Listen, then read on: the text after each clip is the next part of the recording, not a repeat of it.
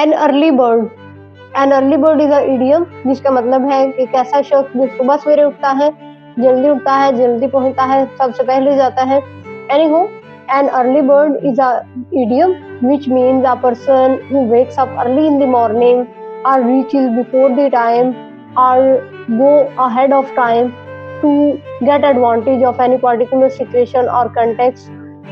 तो ये एक खास इडियम है जिसको एक खास मौके पे एक खास पर्सन के लिए यूज किया जाता है।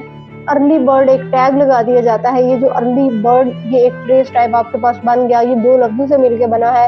अर्ली का मतलब एक एट्रीब्यूशन है, एक एट्रीब्यूट है, और बर्ड का मतलब एक नाउन है।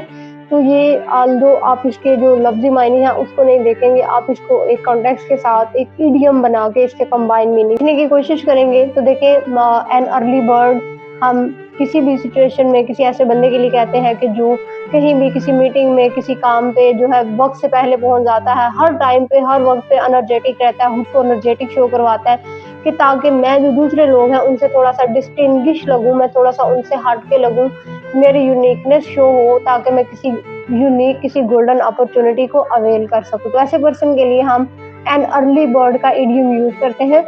ऑल्दो ये जो एन अर्ली बर्ड है ये एक सेइंग से निकला है कि एन अर्ली बर्ड कैचेज अ वर्म, कि ये एक पहले एक सेइंग थी कि एक सुबह सवेरे उठने वाला परिंदा ही जो है कीड़े मकोड़े पकड़ता है, या एक सुबह सवेरे जल्दी उठने वाला परिंदा ही हमेशा कीड़े मकोड़े पकड़ता है।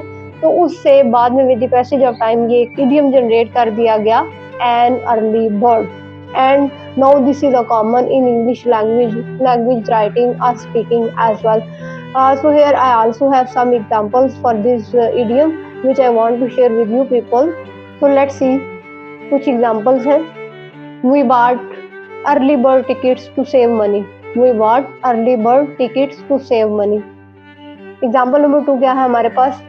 He arrived an hour before the meeting, proving he is an early bird.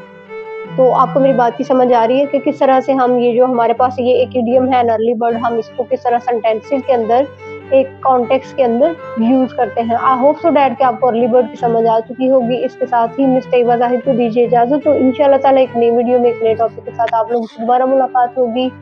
तब तक के लिए अल्लाह हाफिज़, अल्लाह निगहबान, stay blessed, stay tuned and just don't forget to like, share, subscribe and comment my channel. अल्लाह हाफिज़, थैंक यू सो मच।